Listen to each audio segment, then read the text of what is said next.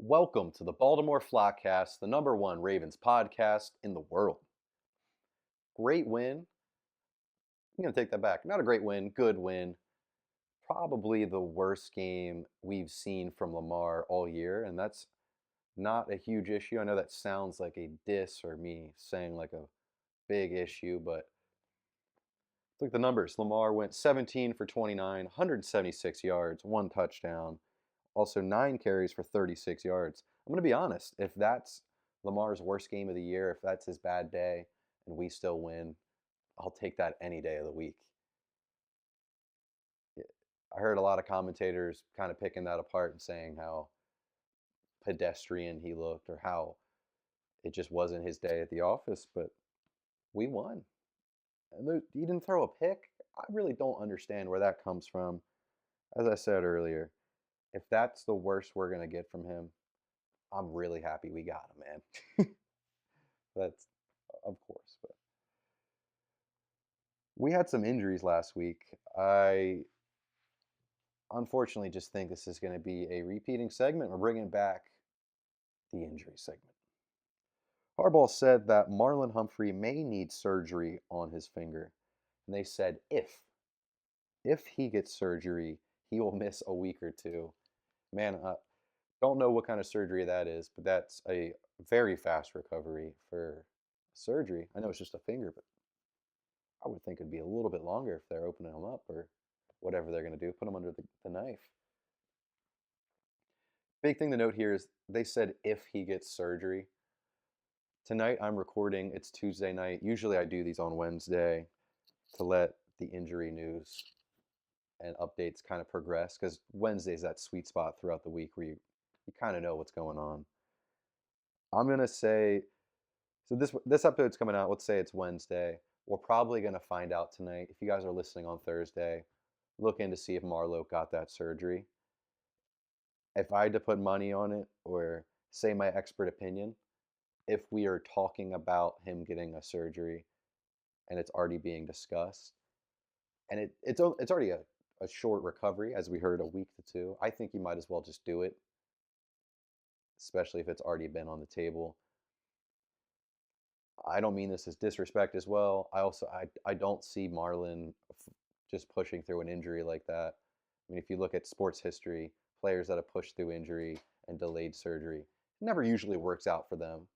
And you got to think, just from their standpoint, they only have a certain amount of time they could play this game and an infinite amount of dollars, I guess you can make if you stay healthy and protect yourself and your brand. So I would guess that Marlon is going to get that surgery. Marlon's going to miss 2 weeks.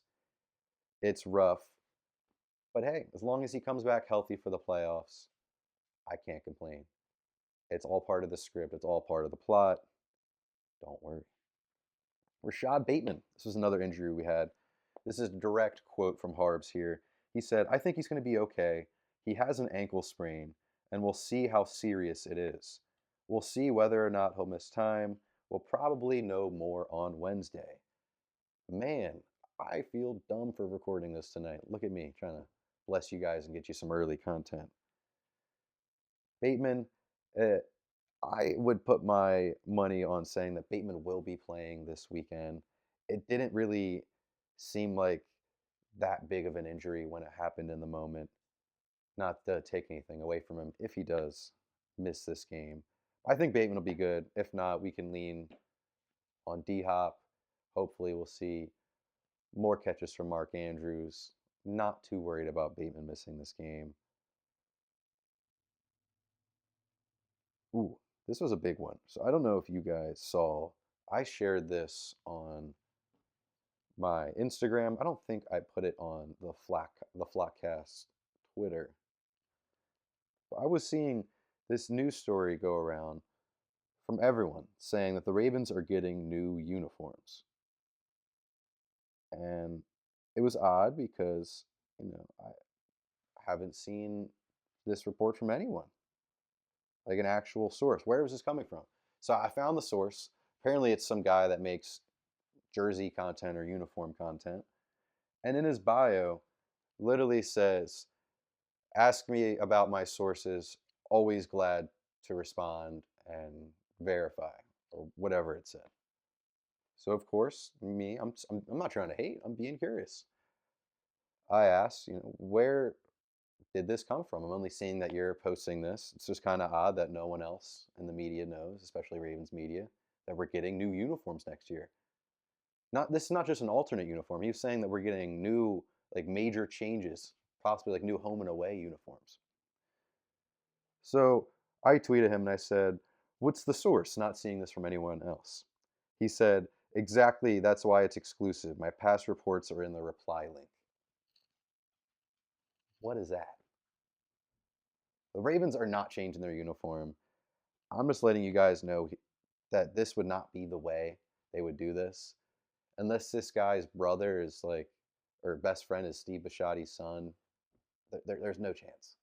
He's not had history of posting Ravens stuff either, so that's not true. Him being Steve Bisciotti's son's friend or whatever. But either way, this is not true. People are trying to take up to his defense as well and say, well, the AFC North is going to get the rivals' uniforms in a few years. That could be what he's talking about. Yeah, that's in 2028. He's saying next season. Either way, don't worry, Ravens fans. Yes, we have the best uniforms in the NFL. And yes, they're staying here. They're not changing. As far as I'm concerned, this kid is just spreading random stuff. I don't know why. That's why we have not put in his at or his name out there. Don't believe the hype. We're not getting new uniforms. They're great. They're here to stay. Maybe if anything, we'll see like an alternate helmet. You see a lot of these NFL teams now recently, like the Bengals getting the white helmet, which is amazing. I love it, I'll be honest. Oh, we do have an alternate helmet. Shoot, I totally forgot about the Purple Rising. Can we? I don't think I'm just kind of thinking out loud here. I didn't write this down. I don't think we can have more than one alternate helmet. But maybe we could have a better uniform that goes with that purple rising helmet that we have. Because I'll be honest, I'm not a big fan of that purple jersey and the gold number. I don't love it. Kind of gives me vibes of the mustard pants from, what was it, 2015, back in those days. I honestly like those, though, for being honest. Either way, I'm not seeing new uniforms in our pipeline. Don't get your hopes up or don't get upset, I guess I should say for most of us because we love our uniforms. So on to the next one. Let's get to the Browns game. I might call this Rat Poison Week. I don't think I'm going to title the episode that because that might ruin me on the algorithm. But this is a game here where it's a classic trap game. It's some people call it Rat Poison game. Going for the cheese, you get the poison. I'm worried about this one because obviously we've been getting healthy. We've started a win streak. Everything's looking good. We beat the teams we needed to so far, and now we have a bit of a lull in the schedule. You look, you see the Browns and the Jets are the next two teams up on the docket.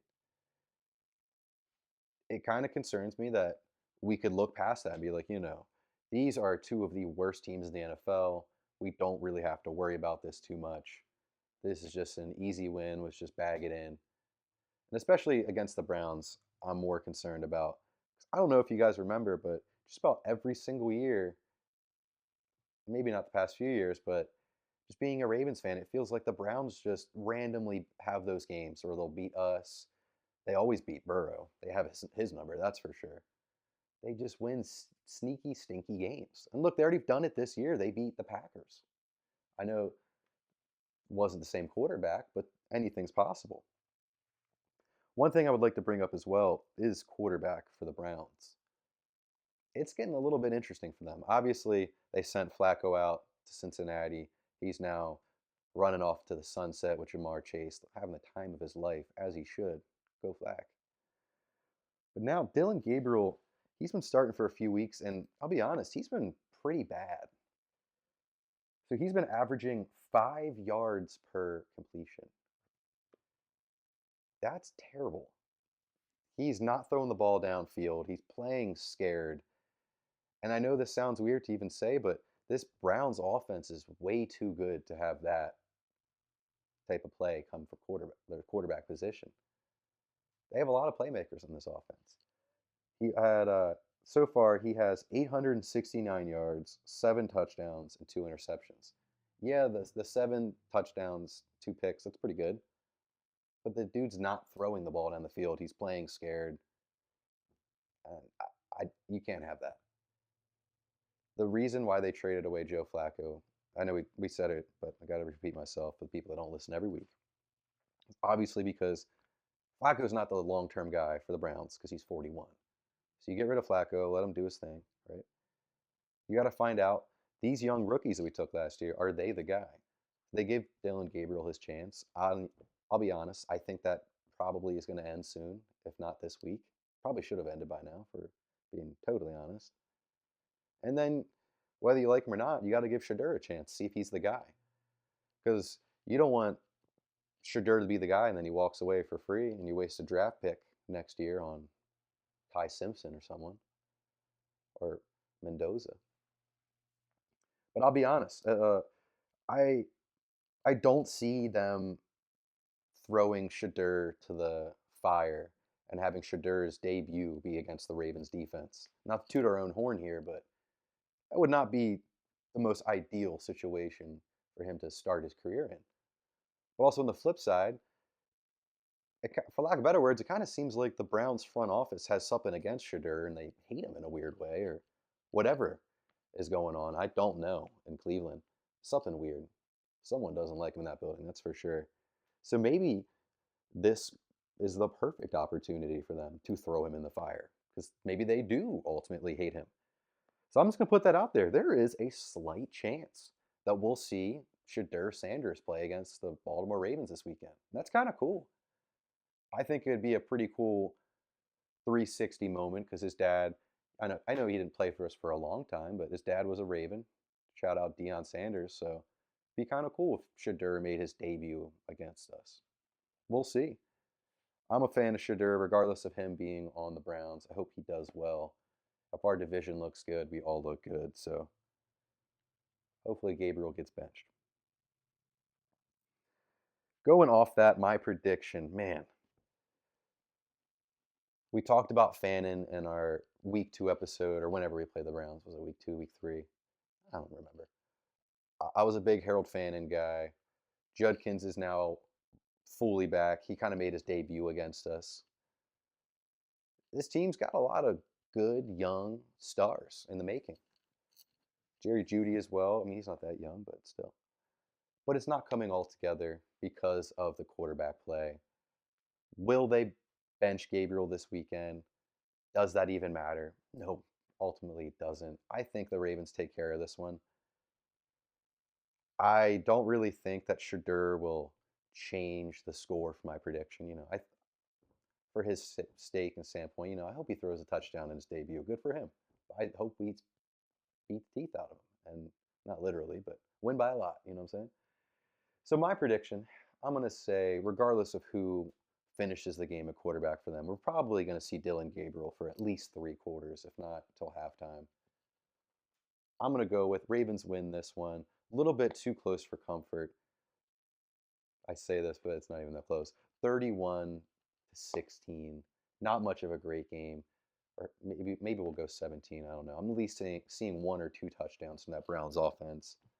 Nothing really else more from them. Yeah, I guess the one thing to be excited about is just seeing Shedeur against this defense. Yeah, hopefully it's not a rat poison week. Hopefully we do not succumb to the trap game. But we'll be honest, we're better than that.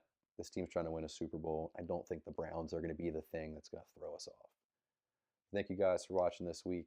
Like, subscribe, give us 5 stars. Share this with all the Ravens fans you know, especially your racist uncle in Dundalk. We appreciate it. We love you. I'll see you next week.